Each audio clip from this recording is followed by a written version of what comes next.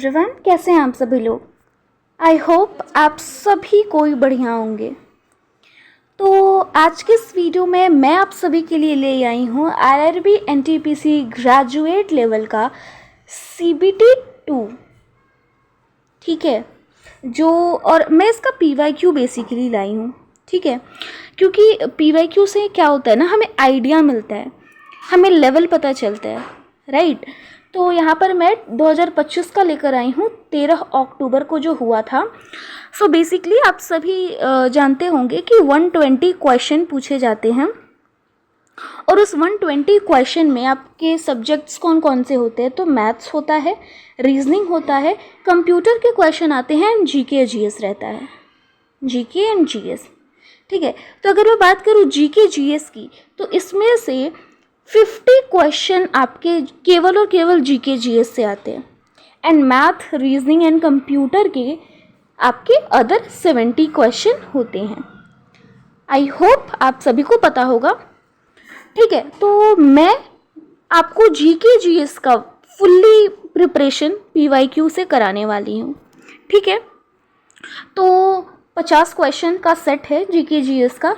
तो 50 क्वेश्चन मैं एक वीडियो में तो नहीं करा सकती, तो ये वीडियो आपकी पार्ट 1 रहेगी एंड इसके अलावा एक पार्ट 2 आएगा जिसमें मैं शिफ्ट 2 के सारे करा दूंगी। उसके बाद मैं शिफ्ट 1 के कराऊंगी।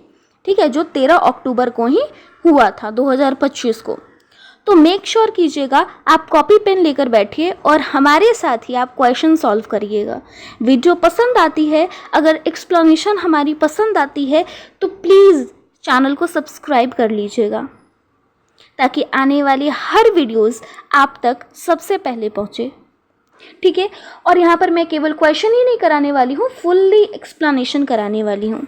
ठीक है, so hello everyone, welcome back to our exam strong channel. तो चलिए क्वेश्चन स्टार्ट करते हैं। यहाँ पर क्वेश्चन नंबर फर्स्ट बोल रहा है, शक जो थे वो भारत कहाँ से आए थे। ठीक है, फ्रॉम विच रीजन डिड शख्स माइग्रेट बिफोर एंटरिंग इंडिया। ठीक है, तो हम सभी जानते हैं।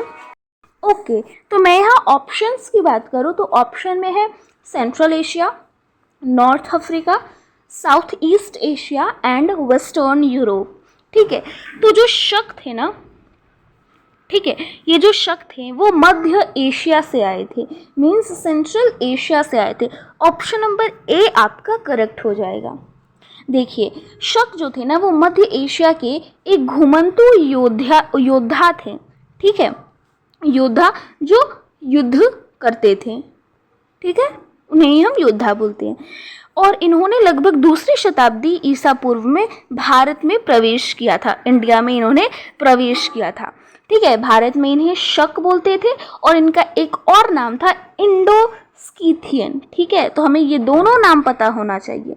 ठीक है, और इनके प्रसिद्ध शासक जो थे वो रुद्रदामन थे। ओके, PYQs बहुत रिपीट होते हैं। ठीक है, तो आप इसे मिस नहीं कर सकते हैं। रिपीट होने के साथ साथ हमें PYQs देखने से लेवल पता चलती है कि आखिर रेलवे पूछ कैसा रहा है क्वेश्चन। ठीक है, सभी जानते हैं मैथ्स, रीजनिंग, कंप्यूटर तो बहुत इजी क्वेश्चन पूछते हैं, लेकिन GS का लेवल बढ़ा रहा है। और ये आप NTPC जो भी एग्ज़ाम चल रही है अंडर ग्रेजुएट वालों की, उसके GS के क्वेश्चन से आप देख सकते हो। ठीक है, तो GS हमें उस लेवल का करना है। नेक्स्ट क्वेश्चन है, फुल फॉर्म बताना है हमें SGSY का। ठीक है, पूरा नाम बताना है। हम सभी जानते हैं इसका सही आंसर हो जाएगा स्वर्ण जयंती ग्राम स्वरोजगार योजना। Option number D is the correct. देखो, स्कीम्स से ना बहुत क्वेश्चन आ रहे हैं, चाहे वो केंद्र सरकार की हो, ठीक है, सेंट्रल वाली हो या फिर राज्य वाली। अब राज्य वाली में हम कितना पढ़ेंगे, तो जो मोस्ट इम्पॉर्टेंट है ना हम वो सारी चीज़ें पढ़ लेंगे। ठीक है, तो ये है स्वर्ण जयंती ग्राम स्वरोजगार योजना। बेसिकली यह भारत सरकार की ग्रामीण गरीबी हटाने की योजना थी। ठीक है, गरीबी हटाने की योजना थी जो कब शुरू की गई थी, 1999 में, और बाद में इसे NRLM national rural livelihood mission में शामिल किया गया था। ठीक है, नेक्स्ट क्वेश्चन है, निम्न में से कुंभ मेले के बारे में गलत कथन कौन सा है? इनकरेक्ट स्टेटमेंट बताना है हमें कुंभ मेला का। ठीक है, तो हम सभी जानते हैं कुंभ मेला जो है वो उज्जैन में नर्मदा नदी के किनारे कुंभ मेला लगता है। ठीक है, प्रयागराज में नहीं, नासिक में गोदावरी नदी के किनारे नहीं, और हरिद्वार में गंगा नदी के किनारे नहीं, उज्जैन में नर्मदा नदी के किनारे। ठीक है, ये लगता है। If I am talking about other facts, ठीक है, तो उज्जैन में कुंभ मेला जो है नर्मदा नदी या फिर शिप्रा नदी के किनारे लगता है। ठीक ना, तो ये चीज़ें हमें पता होनी चाहिए। कुंभ बेसिकली कुंभ के 4 स्थान हैं, वो है प्रयागराज, हरिद्वार, नासिक और उज्जैन। उज्जैन शिप्रा नदी के किनारे है, नासिक गोदावरी के, हरिद्वार गंगा के, और प्रयागराज गंगा यमुना सरस्वती संगम है। ठीक है, इन तीनों नदियों का एक संगम है जो प्रयागराज कहलाता है, तो वहाँ पर लगता है। ठीक है, नेक्स्ट क्वेश्चन है, भारत में ऊर्जा का प्रमुख स्रोत कौन सा है? ठीक है, primary source of energy in India, India का बताना है हमें। हम सभी जानते हैं ऑप्शन नंबर डी करेक्ट हो जाएगा, तापीय ऊर्जा। ठीक है, तापीय ऊर्जा करेक्ट ऑप्शन हो जाएगा। यहाँ पर भारत में बिजली उत्पादन का सबसे बड़ा हिस्सा जो है वो कोयला आधारित तापीय ऊर्जा से आता है। ठीक है, लेकिन अब भारत सरकार जो है वो सौर ऊर्जा पर काम कर रही है, लेकिन अभी तक काम कर रही है और कुछ कुछ राज्यों ने इसे अपनाया है, लेकिन अभी फिलहाल में तापीय ऊर्जा ही हम लगाएंगे, इसलिए इसे थर्मल एनर्जी भारत का प्रमुख ऊर्जा स्रोत है। ठीक है, नेक्स्ट क्वेश्चन है, मौलिक कर्तव्यों को संविधान में शामिल करने का कारण क्या था? Reason for adding fundamental duty. ठीक है, अगर मैं मौलिक कर्तव्य की बात करूं, फंडामेंटल ड्यूटी की बात करूं, तो हम सभी जानते हैं फंडामेंटल ड्यूटी आर्टिकल 51 में आएगा, राइट। तो यहाँ पर की है क्वेश्चन कि शामिल करने का, मौलिक कर्तव्यों को संविधान में शामिल करने का कारण क्या था बेसिकली? तो इसका कारण था अधिकारों और कर्तव्यों में जो हमारे अधिकार हैं, मूल अधिकार, जिन्हें हम क्या बोलते हैं? फंडामेंटल राइट बोलते हैं। ठीक है, और कर्तव्यों में, फंडामेंटल ड्यूटी में संतुलन बनाना। ठीक है, ये इसका मेन कारण था। मौलिक कर्तव्य जो है वो 42वां संविधान संशोधन अधिनियम 1976 द्वारा जोड़ा गया था, जिसका उद्देश्य नागरिकों को उनके कर्तव्यों के प्रति जागरूक करना था और लोकतंत्र को मजबूत करना था। ठीक है, नेक्स्ट क्वेश्चन है, उग्रवादी चरण एक्सट्रीमिस्ट फेज के प्रमुख नेता कौन थे? उग्रवादी चरण के। ठीक है, तो हम सभी जानते हैं बिपिन चंद्र पाल, बाल गंगाधर तिलक और अश्विनी कुमार दत्त इसका करेक्ट आंसर हो जाएगा।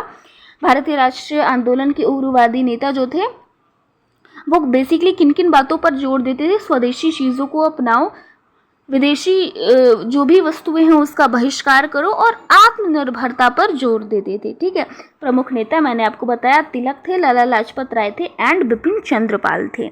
ओके, नेक्स्ट क्वेश्चन है यहाँ पर, एस्की और यूनिकोड के बीच संबंध क्या है? ठीक है, तो यहाँ पर करेक्ट ऑप्शन हो जाएगा यूनिकोड के पहले 128 कोड पॉइंट एस्की के समान है। ऑप्शन नंबर बी इसका करेक्ट आंसर हो जाएगा। यूनिकोड की शुरुआती 128 कैरेक्टर एस्की के समान होते हैं, इसलिए पुराने एस्की डेटा को यूनिकोड में आसानी से उपयोग किया जाता है। ठीक है, नेक्स्ट क्वेश्चन है, क्वेश्चन नंबर 8, 2011-12 में गरीबी प्रतिशत सबसे अधिक किस राज्य में था?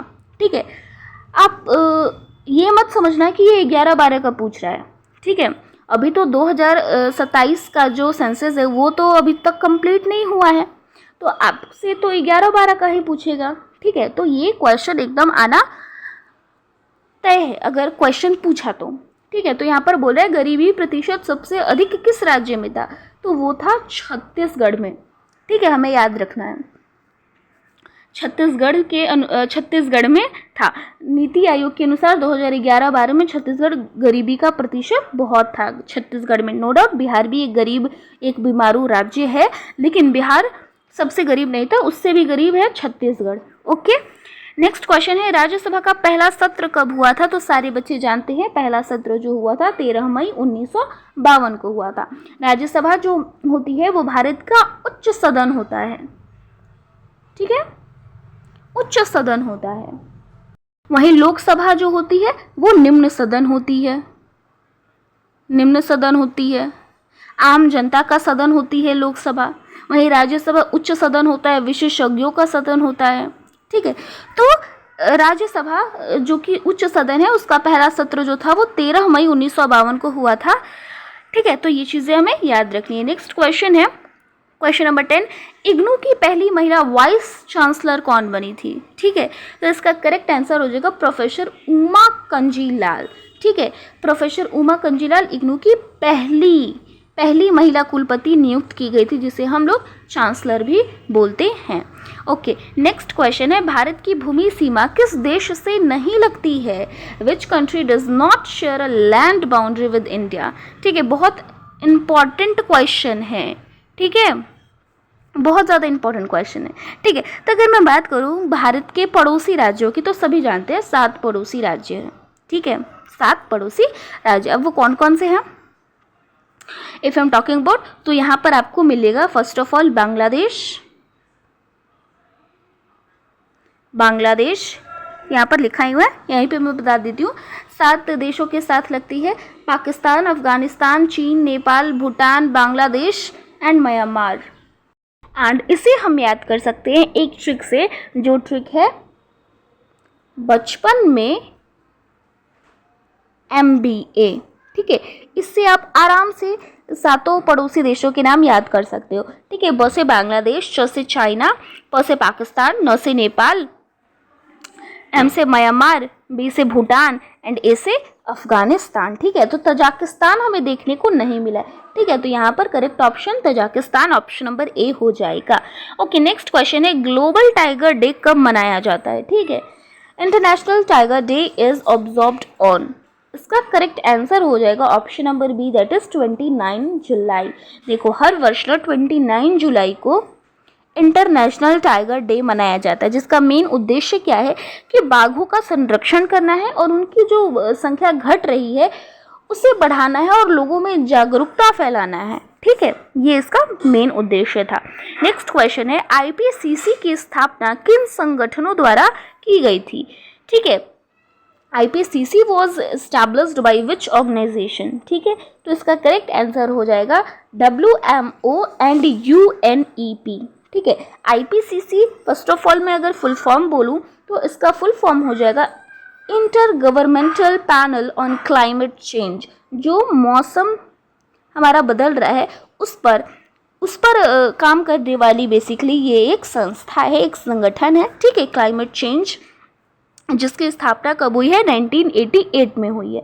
ठीक है, और किन संगठनों द्वारा की गई है? तो WMO, जिसका फुल फॉर्म क्या है? वर्ल्ड मेट्रोलॉजिकल ऑर्गेनाइजेशन, एंड एक है UNEP, United Nation Environment Programme. ठीक है, तो हमें इसके फुल फॉर्म भी याद रखनी है। तो इन दोनों ने मिलकर IPCC means inter governmental panel on climate change 1988 में बनाया था।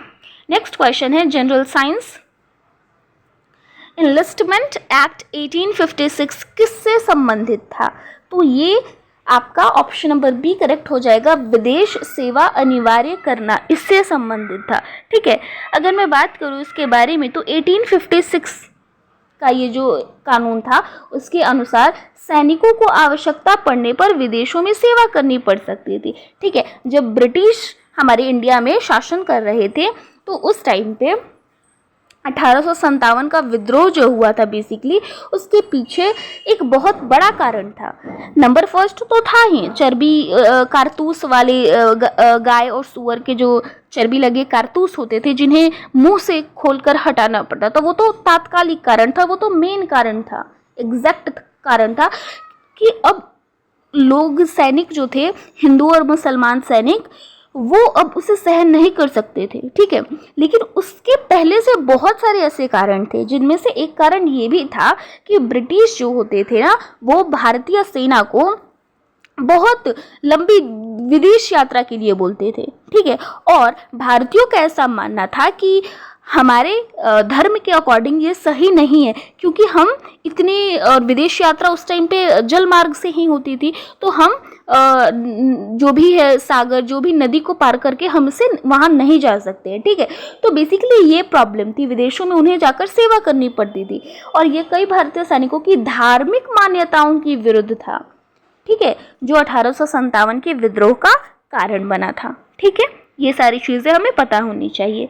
नेक्स्ट क्वेश्चन है क्वेश्चन नंबर 15। चीन की 2013 में शुरू की गई वैश्विक इंफ्रास्ट्रक्चर इनिशिएटिव कौन सी है, ठीक है। तो इसका ऑप्शन नंबर फर्स्ट करेक्ट हो जाएगा, बेल्ट एंड रोड इनिशिएटिव, ठीक है, BRI जिसे हम बोलेंगे शॉर्ट में, BRI, जो चीन ने 2013 में शुरू किया था, जिसका उद्देश्य था एशिया, यूरोप और अफ्रीका के देशों के बीच सड़क, रेल और व्यापारिक संपर्क बढ़ाना, ठीक है। और ऐसा ही प्राचीन काल में भी, हिस्ट्री में भी चाइना ने किया था, ठीक है, रेशम मार्ग जिसे हम बोलते थे उस टाइम पे।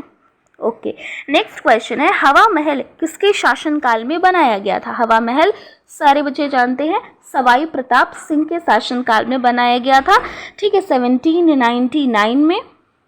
और ये जो थे सवाई प्रताप सिंह जयपुर के महाराजा थे, और उन्होंने इसका निर्माण करवाया था, इसे लाल चंद्र उस्ता ने डिजाइन किया था, ठीक है।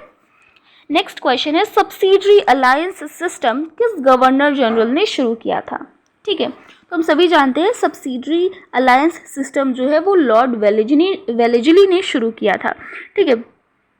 लॉर्ड वेलेजली ने 1798 में इस सिस्टम को शुरू किया, जिसके तहत भारतीय राज्यों को ब्रिटिश सेना रखना होता था और इसका खर्च उठाने के लिए बाध्य किया जाता था। सब्सिडरी अलायंस सिस्टम जिसे हम लोग द्वैध शासन प्रणाली या फिर व्यवस्था बोलते थे, ठीक है। तो ये सारी चीजें होती थी। नेक्स्ट क्वेश्चन है, भारत का सबसे बड़ा जीवित बोवाइन गोजातीय पशु कौन सा है, ठीक है। तो इसका आंसर हो जाएगा गौर, ठीक है। गौर भारत का सबसे बड़ा जंगली गोजातीय पशु है, हमें याद रखना होगा। ओके, नेक्स्ट क्वेश्चन है, संविधान का आर्टिकल 51A का क्लॉज B जो है वो किससे संबंधित है। आर्टिकल 51A का क्लॉज B जो है वो बेसिकली स्वतंत्रता संग्राम के आदर्शों के पालन करने से संबंधित है, ठीक है। आर्टिकल 51A ये तो फंडामेंटल ड्यूटी आ जाएगा, आपका मौलिक कर्तव्य, ठीक है। और इसमें B क्लॉज को आपने जोड़ा है, जो नागरिकों को स्वतंत्रता संग्राम से प्रेरित महान आदर्शों का सम्मान करने का कर्तव्य देता है। If I am talking about fundamental duty, मौलिक कर्तव्य, तो ये आप सभी जानते हैं गैर न्यायोचित है, मतलब अगर आपके कर्तव्यों का हनन होता है तो आप इसके लिए अदालत नहीं जा सकते हो, ठीक है। वहीं मौलिक अधिकार, मूल अधिकार, फंडामेंटल राइट्स का अगर आपका हनन होता है तो आप जो है वो न्यायालय जा सकते हैं, ठीक है। नेक्स्ट क्वेश्चन है यहाँ पर question number 20 and last question है इस पार्ट का, जब हृदय आराम करता है तो रक्तचाप को क्या कहते हैं, ठीक है। हार्ट से यहाँ पर बेसिकली क्वेश्चन पूछा जा रहा है साइंस का। तो जब हृदय आराम करता है तो रक्तचाप को हम लोग डायस्टोलिक कहते हैं, ठीक है। सिस्टोलिक किसे बोलते हैं, जब हमारा हृदय जो होता है वो सिकुड़ रहा होता है, कॉन्ट्रैक्शन हो रही होती है, कॉन्ट्रैक्शन हो रही होती है, ठीक है। तो सिस्टोलिक प्रेशर जब हृदय आराम करता है, फैल जाता है, तो वो होता है डायस्टोलिक, ठीक है। तो ऑप्शन नंबर C आपका करेक्ट हो जाएगा। तो इस वीडियो में मैं 20 क्वेश्चन रखी है, मैंने 20 क्वेश्चन रखा है। नेक्स्ट पार्ट 2 जो आएगी उसमें मैं 30 क्वेश्चन रखूँगी, ओके। तो आप लोग कमेंट सेक्शन में बताइए कि आपको आज की वीडियो कैसी लगी। अगर आपको थोड़ी भी हेल्पफुल लगी हो तो प्लीज़ कमेंट सेक्शन में हमें बताइए और चैनल को सब्सक्राइब कर लीजिए। मिलते हैं किसी नेक्स्ट वीडियो में किसी नए टॉपिक के साथ। Till then bye bye.